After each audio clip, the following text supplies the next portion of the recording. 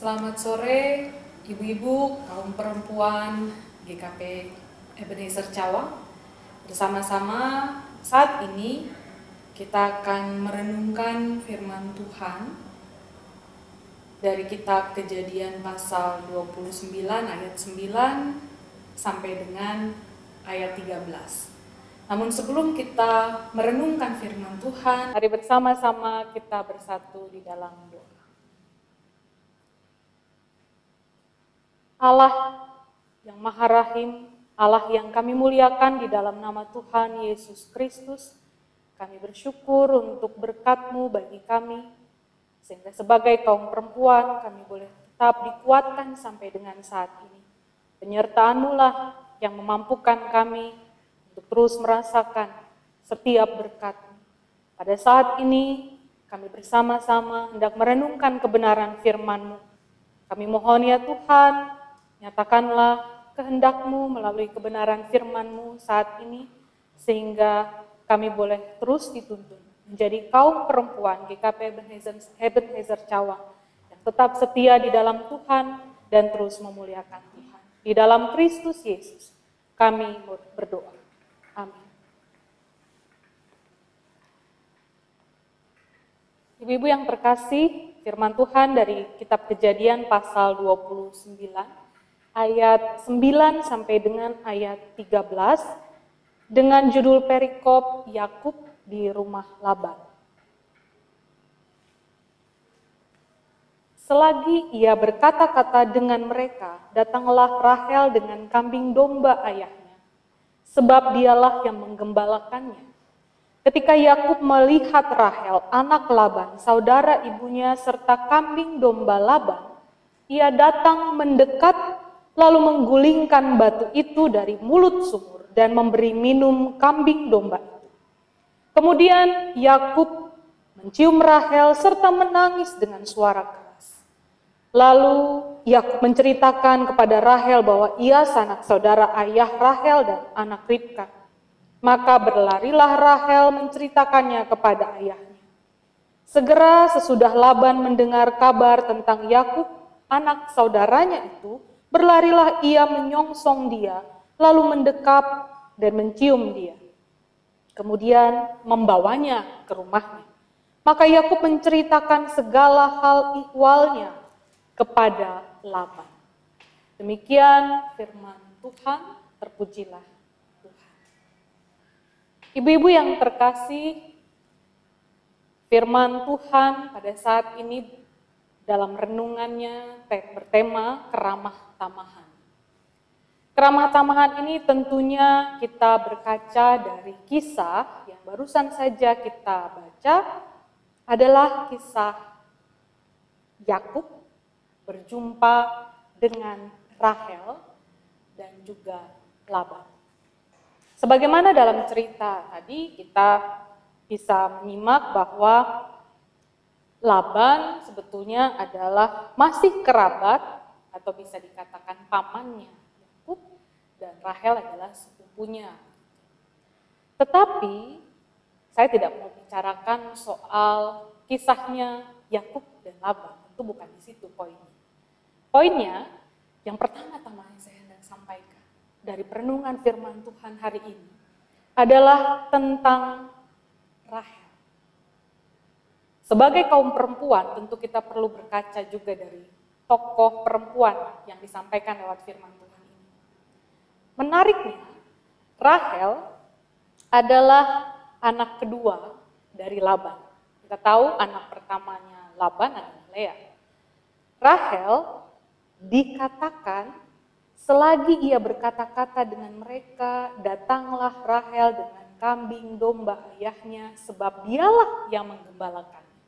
Jadi kalau kita baca cerita sebelumnya, di ayat-ayat sebelumnya, diceritakan bahwa Yakub pada saat itu sedang ada di sumur, berjumpa dengan kawanan gembala kambing domba. Nah, lalu Yakub bertanya kepada para gembala itu tentang Pak Laban. Tapi kemudian para gembala itu kemudian menyatakan, itu ada Rahel, anaknya Laban. Laban baik-baik saja, tapi itu ada anaknya Laban, Rahel. Siapa Rahel? Kok tiba-tiba ada di situ? Rahel dikatakan di ayat 9 adalah penggembala. Penggembala kambing domba milik ayahnya Laban. Nah, ibu-ibu, biasanya yang kita tahu kalau gembala itu identik di Alkitab adalah Daud atau umumnya laki-laki. Tapi sebagaimana kita tahu juga bahwa Laban punya anak perempuan dua, nggak ada anak laki-laki. Jadi pekerjaan di rumah, apalagi juga sebagai pewaris gitu, ya mereka juga harus membantu ayahnya. Memang sebetulnya Laban bisa saja sih menyewa orang-orang untuk menggembalakan ternaknya, kambing dombanya. Entah mengapa Rahel adalah orang yang atau anak dari Laban ini yang justru menggembalakan kambing domba ayahnya. Kalau kita simak lagi, ibu-ibu, dikatakan di ayat yang ketiga, Rahel datang ke sebuah sumur, yang di ayat 3 itu diceritakan bahwa sumur itu adalah tempat di mana para gembala biasa mengumpul kalau hendak memberikan minum ternak mereka. Dan yang menarik adalah di ayat 3 itu, ayat 2 dan 3 dikatakan sumur itu punya tutupannya itu batu. Dan kalau ada orang yang mau memberi minum ternaknya, batu itu harus digeser, didorong, batu itu harus dipindahkan, batu penutup sumur itu besar katanya, dan harus dipindahkan supaya mereka bisa ambil air dari sumur itu. Nah, bisa kita bayangkan seberapa kuatnya Rahel. Pertama, batu itu besar. Yang kedua, Rahel kemungkinan besar dia memang terbiasa menggembalakan ternak ayahnya ini. Makanya para gembala itu kenal dengan Rahel. Umumnya gembala-gembala laki-laki, tapi Rahel ini, saya bisa membayangkan Rahel mungkin ototnya kuat sekali, bisa mengerjakan segala hal begitu, yang tadi kalau ngangkat batu besar, pasti ototnya juga besar. Tapi entah kenapa, dulu saya pernah membayangkan Rahel adalah perempuan yang cantik, yang kemayu begitu. Makanya Yakub jatuh cinta kepada Rahel, lebih jatuh cinta ke Rahel daripada ke Lea. Tapi ternyata Rahel tidak seperti itu perawakannya, gambarannya. Penggembala bisa angkat batu besar yang menutup sumur, jelas dia adalah perempuan yang cukup kuat, perempuan yang cukup tangguh. Makanya ketika berjumpa dengan Yakub melihat Rahel, anak Laban, lalu Yakub menggulingkan batu, membantu Rahel menggulingkan batu, walaupun Rahel tidak minta bantuannya, tapi karena memang Yakub mau bertemu dengan Laban, mau bertemu dengan saudaranya. Bisa jadi juga saat itu Yakub memang langsung jatuh cinta ketika berjumpa dengan Rahel, tapi dia menolong Rahel pada saat itu. Dan Rahel tidak kemudian menjauh dari Yakub, menolak Yakub karena berjumpa dengan orang asing. Ini benar nggak saudara? Ini betul atau tidak? Jangan-jangan dia pura-pura saja, pura-pura kenal, sok tahu, sok dekat. Tapi kenyataannya sikap Rahel justru berbeda. Itu sebabnya kemudian di ayat yang ke-11 dikatakan, kemudian Yakub mencium Rahel serta menangis dengan suara keras. Tentu ini ciumannya adalah ciuman yang biasa dilakukan orang-orang pada zaman itu, kalau bertemu kerabat juga gitu, akrab, ciuman akrab sebagai orang-orang yang berjumpa satu dengan yang lain, terutama dalam kerabat. Maka setelah itu di ayat 12 dikatakan Yakub menceritakan kepada Rahel bahwa ia adalah sanak saudaranya Rahel, ia kerabatnya dari Laban. Begitu. Ketika Rahel kemudian berlari dan menceritakan kepada ayahnya, Laban pun menerima Yakub. Hal yang menarik, ibu-ibu yang terkasih. Pertama, kita bisa berkaca dari Rahel. Entah kenapa kalau kita bisa renungkan bersama tema keramah tamahan ini, dimulai dari Rahel, seorang anak perempuan dari keluarga Laban yang punya ternak. Dia ramah, itu juga yang mungkin membuat Yakub tertarik padanya.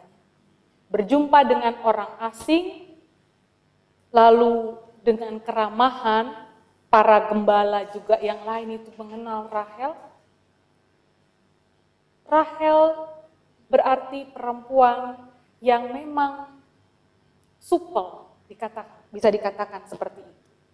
Dia rajin, dia bisa memberikan perhatian kepada orang lain, termasuk juga kepada orang asing.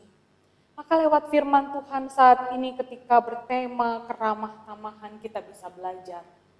Pertama, kalau berkaca dari Rahel, pertama tentu keramah tamahan harus dimulai dari, kalau istilah bahasa Inggrisnya habit atau kebiasaan. Kebiasaannya Rahel tidak memilih-milih mau bekerja, mengambil pekerjaan apa. Kalau saya di rumah, beberapa orang yang saya jumpai ketika saya tiba di Cawang, kemudian waktu acara peresmian kemarin, saya memperkenalkan ayah saya, Bapak Elisa, yang pernah menjadi anggota jemaat di sini. Nah, kami di keluarga terbiasa untuk tidak membedakan pekerjaan-pekerjaan di rumah. Pekerjaan-pekerjaan tidak bisa digenderisasikan. Yang mana pekerjaan perempuan, mana pekerjaan laki-laki, tidak seperti itu.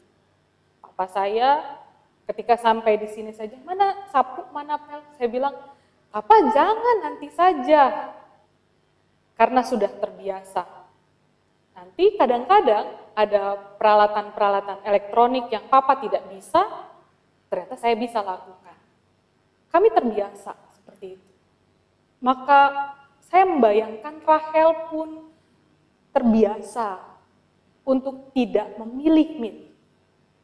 Baik itu pekerjaan, tugas-tugas yang lain, termasuk juga bermasyarakat, berjumpa dengan orang lain. Dia tidak memilih-milih dan menganggap bahwa pekerjaan sebagai seorang gembala adalah pekerjaan laki-laki, tidak. Tapi dia mau mengerjakan segala sesuatu. Tidak menuntut ayahnya dan bermanja-manja kepada ayahnya. Pak, biarkanlah orang lain yang kerjakan, saya kan perempuan, gitu, tidak. Makanya ketika kita mau bersikap ramah terhadap orang lain, memang tentu itu harus dimulai dari kebiasaan kita. Didiklah anak-anak, ibu-ibu untuk juga mereka bisa mengerti bahwa bersikap ramah kepada orang lain harus dimulai dari kebiasaan di rumah. Kebiasaan untuk tidak memilih-milih. Karena dengan seperti itu, mereka berjumpa dengan orang lain pun tidak akan pilih-pilih. Seperti Rahel. Makanya ketika berjumpa dengan Yakub, mereka bisa menolong Yakub, mereka bisa menjadi berkat, baik Rahel, begitu juga dengan ayahnya, Laban. Pada saat ini kita diingatkan tentang keramah tamahan. Menjadi gereja yang ramah, itu sudah sebuah keharusan. Gereja yang ramah adalah gereja yang menghadirkan keramah tamahan Allah pada manusia. Saya membayangkan gereja juga adalah persekutuan yang hampir saya sering temukan di beberapa gereja. Sebetulnya banyak juga gereja atau banyak jemaat GKP yang lebih aktif itu kaum perempuan ketimbang kaum prianya. Yang paling repot-repot kaum perempuan, masak-masak, seksi konsumsi, sibuk, ketemu. Saya juga kemudian membayangkan bahwa kaum perempuan justru sebetulnya yang tentu bisa ramah kepada orang lain. Bayangkan, berjumpa di pasar, bertemu dengan orang lain, bisa menyapa, kenal enggak, tapi kemudian bisa kenal.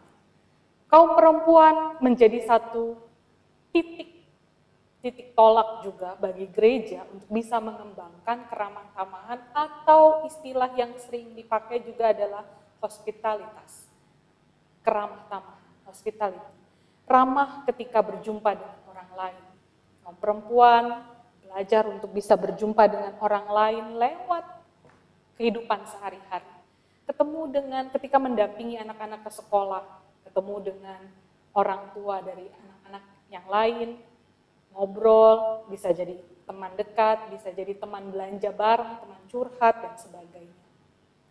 Di komisi perempuan juga semestinya muncul keramah tamahan itu. Tapi kembali lagi, itu harus dimulai dari kebiasaan.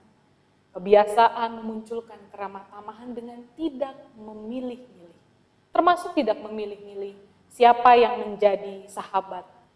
Jangan sampai komisi perempuan justru ada kelompok-kelompok tertentu atau membeda-bedakan. Harusnya pengurusnya yang menegur kami, mengajak kami, dan sebagainya. Atau pengurusnya sih begitu. Atau bahkan sebaliknya, ketika pengurusnya kemudian mengatakan, itu saja tuh ibu-ibunya, anggota perempuan yang lain tuh tidak mau, nggak tahu deh alasannya apa. Sudah ada sisi atau sudut pandang negatif satu dengan yang lain. Itu harus dihancurkan. Kita harus mulai bisa membiasakan diri untuk bersikap ramah seorang terhadap yang lain. Dan itu harus dimulai dari kebiasaan. Bahkan dimulai dari sejak dini. Mulailah dari rumah untuk tidak memilah-milah pekerjaan mana yang harus dilakukan oleh laki-laki atau perempuan. Pekerjaan mana yang harus dilakukan oleh kakak, bukan adik, atau sebagainya. Tapi mari kita tidak memilih-milih begitu banyak hal dalam kehidupan ini. Jalani, lakukan.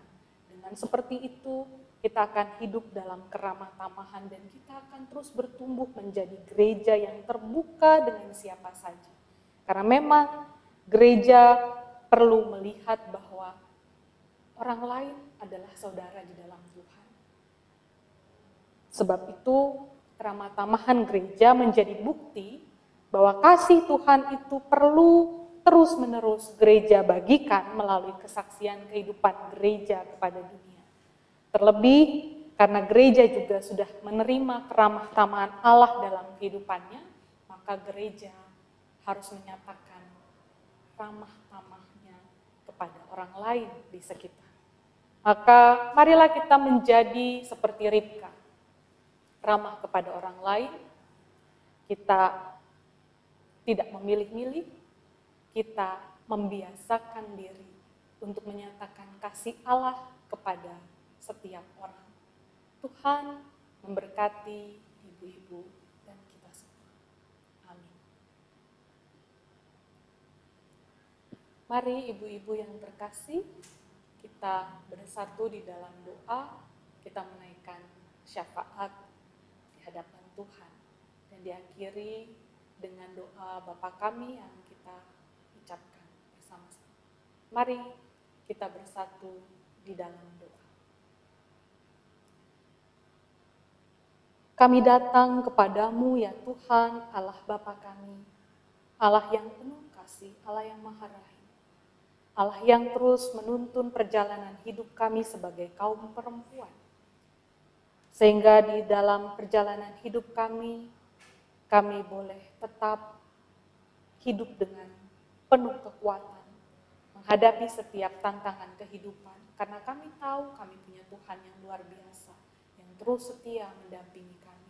Kami juga mau menyerahkan saat ini seluruh kehidupan kami ya Tuhan. Kami boleh belajar dari kisah Rahel yang berjumpa dengan Yakub.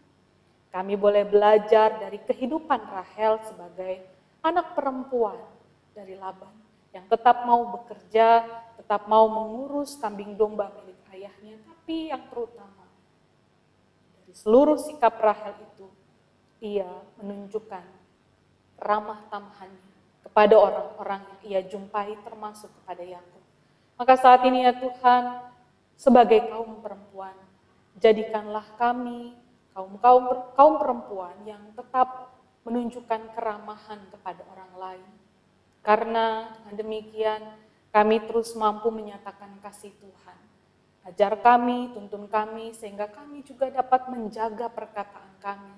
Biarlah hikmat Tuhan tercurah di dalam kehidupan kami dan kami mampu berkata-kata dan bersikap dengan baik, dengan ramah kepada orang lain yang kami jumpai.